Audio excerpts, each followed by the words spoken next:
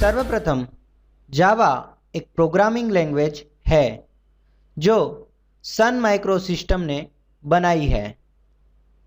Java platform independent programming language है, मतलब कि जावा का प्रोग्राम आप कोई भी ऑपरेटिंग सिस्टम पर रन कर सकते हैं। जावा एक high level object oriented programming language है, जिस तरह से C++ लैंग्वेज है। जावा थर्ड जनरेशन प्रोग्रामिंग लैंग्वेज है, जैसे कि सी, फोर्ट्रान और पर्ल। जावा C और C++ की फीचर्स को कंबाइन करके बनाई गई हुई है, इसीलिए जावा के अंदर C और C++ के ऑब्जेक्ट ओरिएंटेड कंसेप्ट और सिंटैक्स डाली हुई है। मतलब कि C और C++ की सिंटैक्स काफ़ी जावा से मिलती हुई है। जावा को रन करने के लिए जावा वर्चुअल मशीन चाहिए, इसीलिए जावा JVM पर रन होता है। चलिए अब कुछ जावा की फीचर्स देखते हैं। जावा सिंपल लैंग्वेज है, जैसे कि C और C++। जावा प्लेटफॉर्म इंडिपेंडेंट है, इसीलिए जावा के प्रोग्राम कोई भी ऑपरेटिंग सिस्टम पर रन होते हैं। जावा ऑब्जेक्ट ओरिएंटेड लैंग्वेज है, मतलब कि क्लास और ऑब्जेक्ट के कंसेप्ट जावा में डाले हुए हैं। जावा एक कंपाइल लैंग्वेज है, ना कि सिर्फ इंटरप्रिटेड। जावा मल्टी थ्रेडिंग प्रोग्रामिंग लैंग्वेज है, सो जावा मल्टी थ्रेडिंग भी प्रोवाइड करती है। जावा रोबस्ट लैंग्वेज है, इसके अंदर गार्बेज कलेक्शन की भी फीचर आप पाएंगे। जावा प्रोग्राम डेवलप करने के लिए आपको दो चीज़ों की ज़रूरत पड़ेगी। एक, टेक्स्ट एडिटर। जावा प्रोग्राम लिखने के लिए आपको कोई टेक्स्ट एडिटर की ज़रूरत पड़ेगी। आप नोटपैड, नोटपैड++, इक्लिप्स, नेटबीन्स या टेक्स्टपैड यूज़ कर सकते हैं। हम टेक्स्टपैड नाम का एक टेक्स्ट एडिटर यूज़ करेंगे। दूसरा, JDK। कोई भी जावा प्रोग्राम को रन करने के लिए जावा डेवलपमेंट किट आपको चाहिए। तो चलिए देखते हैं कि जावा डेवलपमेंट किट कैसे डाउनलोड की जाए। JDK आप oracle.com की वेबसाइट से डाउनलोड कर सकते हैं। तो सर्वप्रथम oracle.com पर जाइए और डाउनलोड ऑप्शन के नीचे आप जावा SE डेवलपमेंट किट ऑप्शन पाएंगे। नीचे JDK के डिफरेंट वर्जन्स और सिस्टम के बारे में जानकारी दी होगी। जैसे कि मैं विंडोज़ ऑपरेटिंग सिस्टम पर इंस्टॉल करना चाहता हूँ, तो मुझे यह फाइल डाउनलोड करनी होगी। अगर आपकी ऑपरेटिंग सिस्टम या सिस्टम 32 बिट है तो यह फाइल डाउनलोड करें। अगर आप कोई दूसरी ऑपरेटिंग सिस्टम यूज़ कर रहे हैं तो आपकी ऑपरेटिंग सिस्टम के मुताबिक JDK डाउनलोड करें।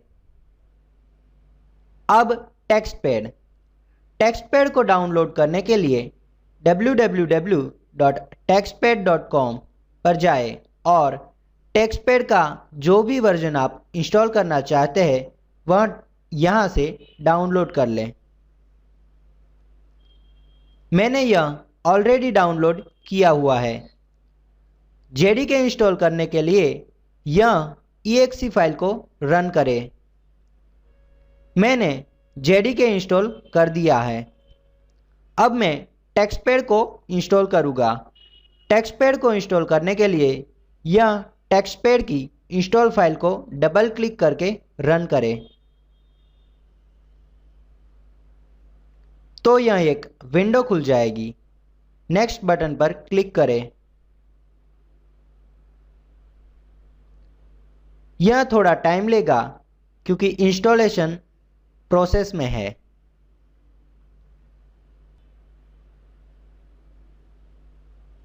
नेक्स्ट बटन पर क्लिक करें। यह लाइसेंस अग्रीमेंट के बारे में है तो यस कीजिए। फिर से यह मिनिमम रिक्वायरमेंट्स बता रहा है। नेक्स्ट बटन पर क्लिक करें। आप किस लैंग्वेज में यह इंस्टॉल करना चाहते हैं वह भी सिलेक्ट करें। तो यह हो गया टेक्स्टपैड का सेटअप।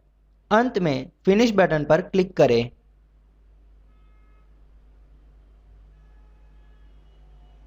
तो हमने टेक्स्टपैड इंस्टॉल कर दिया है। टेक्स्टपैड को ओपन करने के लिए आप स्टार्ट मेनू में से टेक्स्टपैड को ओपन कर सकते हैं।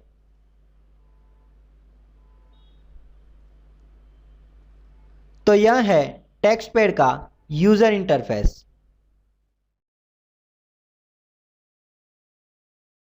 सिंपल जावा प्रोग्राम देखेंगे और उसको रन कैसे किया जाए और सेव कैसे किया जाए वो भी जानकारी प्राप्त करेंगे। तो यहाँ मैंने एक जावा प्रोग्राम लिखा है जो कंसोल पर हेलो वर्ल्ड प्रिंट करेगा। तो चलिए समझते हैं Java program. Java program class के अंदर लिखा जाता है। तो सर्वप्रथम मैंने क्लास डिक्लेयर किया हुआ है। क्लास को बनाने के लिए सर्वप्रथम पब्लिक लिखें, उसके बाद क्लास कीवर्ड लिखें और आप जो क्लास का नाम देना चाहते हैं वह लिखें। उसके बाद ओपनिंग ब्रैकेट लिखें। ओपनिंग ब्रैकेट के अंदर आप मेन फंक्शन को शुरू कर सकते हैं। मेन फंक्शन को लिखने के लिए लिखें पब्लिक स्टैटिक वॉइड और मेन। मतलब कि हमारा मेन प्रोग्राम कुछ भी रिटर्न नहीं करेगा। मेन फंक्शन के अंदर हमें एक आर्ग्यूमेंट पास करना होगा जो कि है स्ट्रिंग और आर्ग्स। अगर हम कमांड लाइन आर्ग्यूमेंट का प्रोग्राम बना रहे हैं तो यह आर्ग्यूमेंट का उपयोग होगा। फिलहाल इस आर्ग्यूमेंट का कोई उपयोग नहीं है, फिर भी हमें यह रखना है।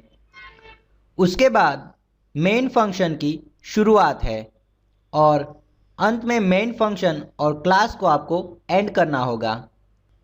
मेन फंक्शन में आप जो भी एग्जीक्यूट या जो भी लॉजिक एग्जीक्यूट करवाना चाहते हैं वह लिख सकते हैं।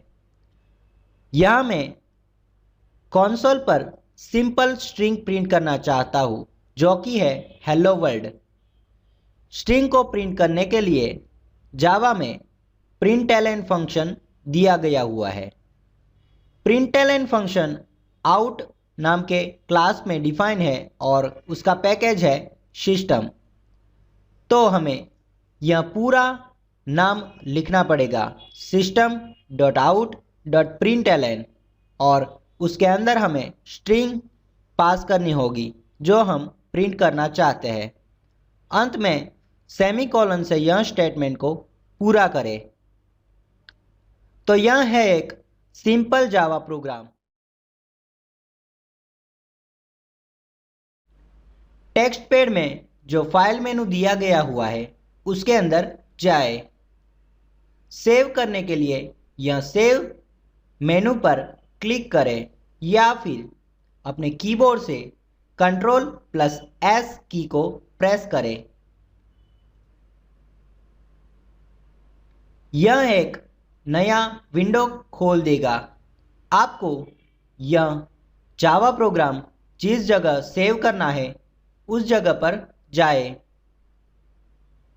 यहाँ पर आपका जावा प्रोग्राम का नाम लिखें।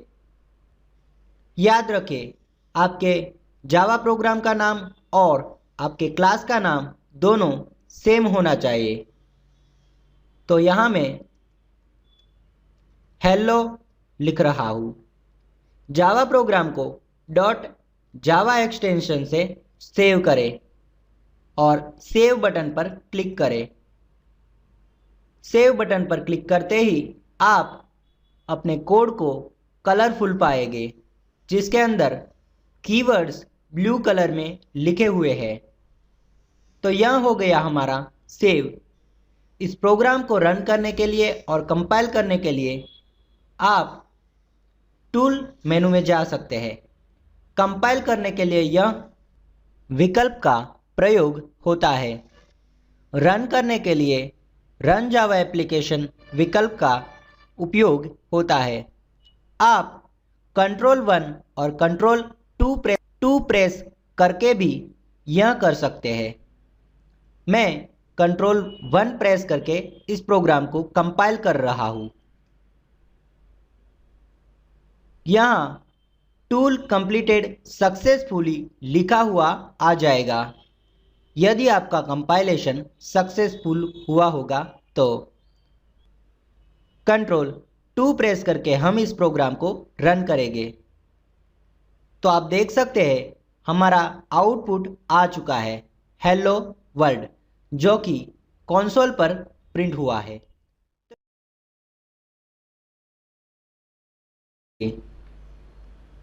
कमेंट्स का उपयोग प्रोग्राम के बारे में जानकारी देने के लिए होता है।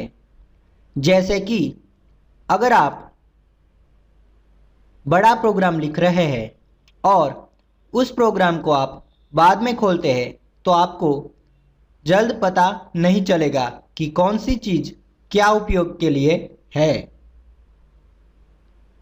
तो अगर आप कमेंट रखते हैं तो बाद में जब आप प्रोग्राम को ओपन करेंगे तब आप जल्दी से समझ पाएंगे कि यह पर्टिकुलर फंक्शन का उपयोग किस लिए हुआ है। तो इस तरह कमेंट से आप अपने प्रोग्राम का डॉक्यूमेंटेशन कर सकते हैं। जावा में दो तरह की कमेंट है, एक सिंगल लाइन कमेंट और दूसरी मल्टी लाइन कमेंट। चलिए इन दोनों कमेंट्स का उपयोग करके हम प्रोग्राम का डॉक्यूमेंटेशन करते हैं। पहले सिंगल लाइन कमेंट देखते हैं। सिंगल लाइन कमेंट करने के लिए स्लैश 2 बार करें और फिर आप जो कमेंट देना चाहते हैं वह करें। मैं लिखना चाहता हूँ this is a main function. तो यह हो गई हमारी सिंगल लाइन कमेंट। यह कमेंट एग्जीक्यूट होगी परंतु वह कंसोल पर कुछ भी प्रिंट नहीं करेगी और इस कमेंट से आपके प्रोग्राम में कोई भी एरर नहीं आएगी। मतलब इस कमेंट के बारे में और या इस कमेंट के कारण कोई एरर नहीं आएगी। अब देखते हैं multi line comment. Multi line comment शुरू करने के लिए पहले स्लैश लिखें, बाद में स्टार करें और जो भी आप लिखना चाहते हैं वह लिख दें। दिस इज यूज ऑफ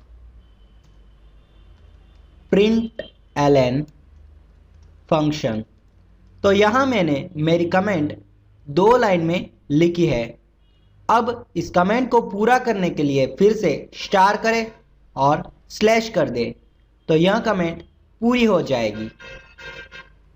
तो इस तरह से आप सिंगल लाइन कमेंट और मल्टी लाइन कमेंट का उपयोग करके अपने प्रोग्राम के बारे में जानकारी दे सकते हैं।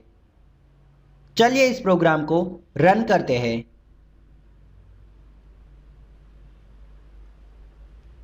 तो आप देख सकते हैं हमारा प्रोग्राम जैसे पहले चल रहा था वैसे ही हेलो वर्ल्ड प्रिंट कर रहा है।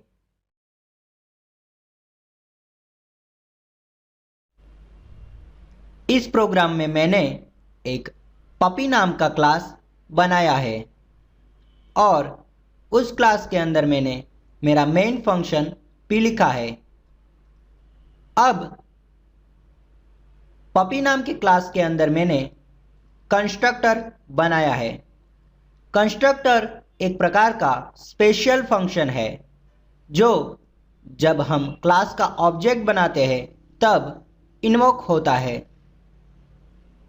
तो क्लास का कंस्ट्रक्टर बनाने के लिए उस फंक्शन का नाम क्लास के नाम जैसा ही रखना होगा। तो यहाँ मैंने पब्लिक पपी लिखा है। यह कंस्ट्रक्टर एक आर्ग्यूमेंट एक्सेप्ट करता है, वह स्ट्रिंग प्रकार का है। इस फंक्शन के अंदर मैंने यह स्ट्रिंग को प्रिंट करवाया है, इसीलिए मैंने system.out.println लिखा है और उसके अंदर मैंने पास्ट नेम इज नेम जो वेरिएबल हम एक्सेप्ट कर रहे हैं उसको प्रिंट करवाया है। प्रिंट करवाने के लिए आप यह सिंटैक्स का उपयोग कर सकते हैं। तो यह हो गया हमारा कंस्ट्रक्टर। आप इस क्लास के अंदर डेटा मेंबर और फंक्शन मेंबर दोनों बना सकते हैं और दोनों की डेफिनेशन भी लिख सकते हैं, जैसे आप C++ में करते हैं। अब हमें मेन फंक्शन के अंदर इस क्लास का ऑब्जेक्ट बनाना होगा, क्योंकि हम इस क्लास के कंस्ट्रक्टर को इन्वोक करना चाहते हैं। कंस्ट्रक्टर जब आप क्लास का ऑब्जेक्ट बनाते हो तब इन्वोक होता है। तो क्लास का ऑब्जेक्ट बनाने के लिए सर्वप्रथम आप क्लास का नाम लिखें, उसके बाद आपके ऑब्जेक्ट का नाम लिखें। यहाँ मेरे ऑब्जेक्ट का नाम है माई पपी। उसके बाद इज इक्वल टू साइन करें। इज इक्वल टू साइन करने के बाद न्यू ऑपरेटर लिखें। यह एक कीवर्ड है। फिर से पपी लिखें और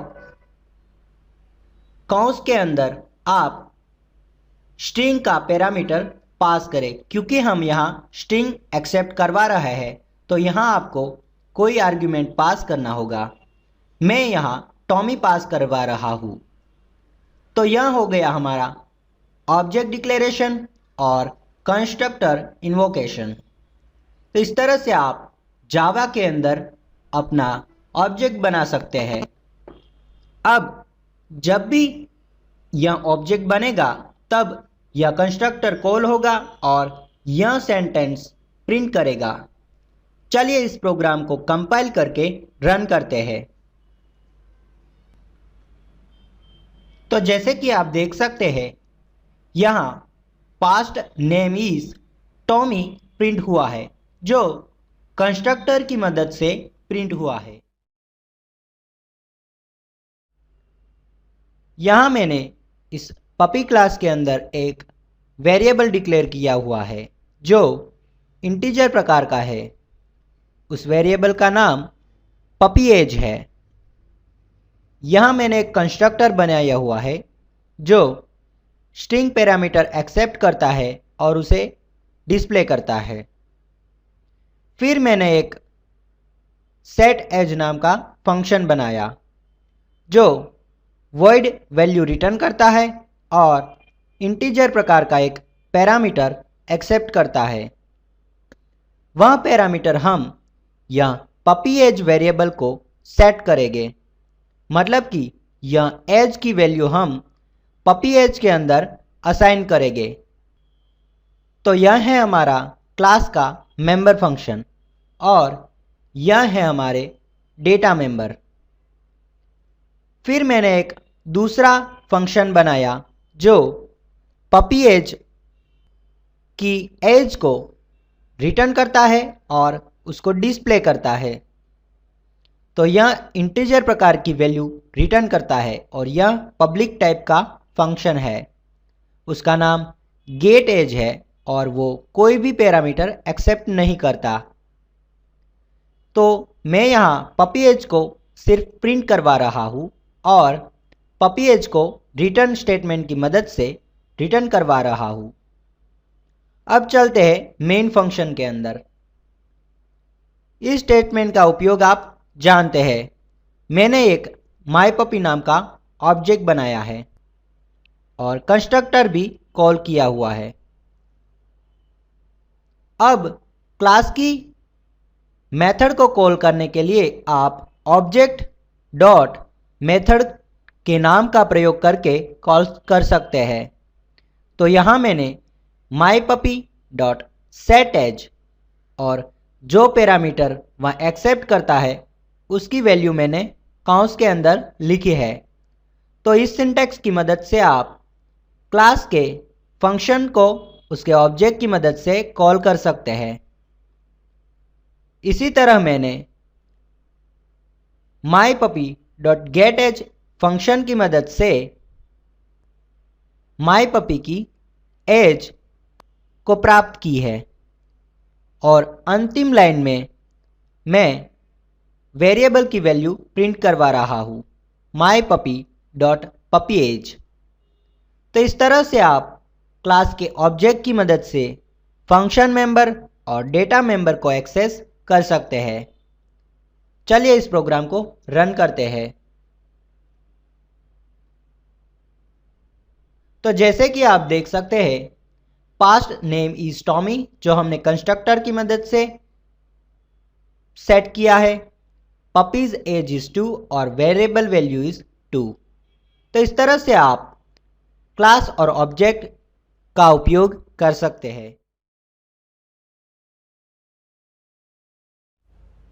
फॉर लूप एक लूपिंग टेक्निक है जिसकी मदद से हम अगर कोई स्टेटमेंट को बार बार एग्जीक्यूट करवाना चाहते हैं तो हम फॉर लूप की मदद से कर सकते हैं। जावा में फॉर लूप C++ जैसा ही है। तो चलिए फॉर लूप के बारे में और फॉर लूप का उपयोग जानते हैं। मैंने एक पपी क्लास बनाया हुआ है, उसके अंदर मेन फंक्शन के अंदर मैं फॉर लूप का उपयोग कर रहा हूँ। फॉर लूप को शुरू करने के लिए सर्वप्रथम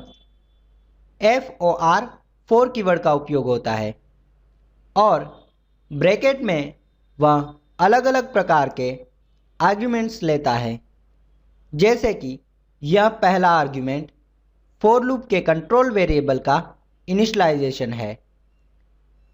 यह x वेरिएबल फॉर लूप का कंट्रोल वेरिएबल है जिसकी मदद से हम फॉर लूप को कंट्रोल कर सकते हैं। हम जावा में फॉर लूप के अंदर ही कंट्रोल वेरिएबल को डिक्लेयर कर सकते हैं जो सी लैंग्वेज के अंदर पॉसिबल नहीं था। उसके बाद सेमीकोलन करके दूसरा स्टेटमेंट है x लेस देन 20 जो कंडीशन एक्सप्रेशन है। हम फॉर लूप को तब तक एग्जीक्यूट करना चाहते हैं जब तक x की वैल्यू 20 से कम हो। तो यह हो गई है हमारी कंडीशन। अगर यह कंडीशन फॉल्स होगी तो यह फॉर लूप का एग्जीक्यूशन बंद कर देगा। तीसरा स्टेटमेंट है इंक्रीमेंट स्टेटमेंट। इंक्रीमेंट की मदद से हम कंट्रोल वेरिएबल को फॉर लूप के एग्जीक्यूशन के बाद इंक्रीमेंट कर सकते हैं। मैंने x is equal to x plus 1 किया हुआ है, मतलब कि जब मेरे फॉर लूप का एग्जीक्यूशन एक बार कंप्लीट होगा, एक आइट्रेशन कंप्लीट होगा, तब वह x की वैल्यू 1 से बढ़ाएगा। अब फॉर लूप की बॉडी में मैं x की वैल्यू प्रिंट करवा रहा हूँ। तो मैंने system.out.print के मदद से वैल्यू ऑफ x प्रिंट करवाई है जो x वेरिएबल के अंदर संग्रहित है। दूसरी लाइन में मैं न्यू लाइन कैरेक्टर की मदद से न्यू लाइन प्रिंट करवा रहा हूँ। तो यह है फॉर लूप का प्रोग्राम जो 10 से 19 तक की वैल्यू को प्रिंट करेगा, क्योंकि अगर x की वैल्यू 20 या 20 से ज़्यादा होगी तो फोर लूप का कंट्रोल फोर लूप के बाहर चला जाएगा। तो चलिए इस प्रोग्राम को रन करते हैं। जैसा कि आप देखते हैं, value of x is 10, value of x is 11 और अप टू 19 यह वैल्यू प्रिंट की गई हुई है। तो इस तरह से आप जावा में फोर लूप का उपयोग कर सकते हैं। धन्यवाद।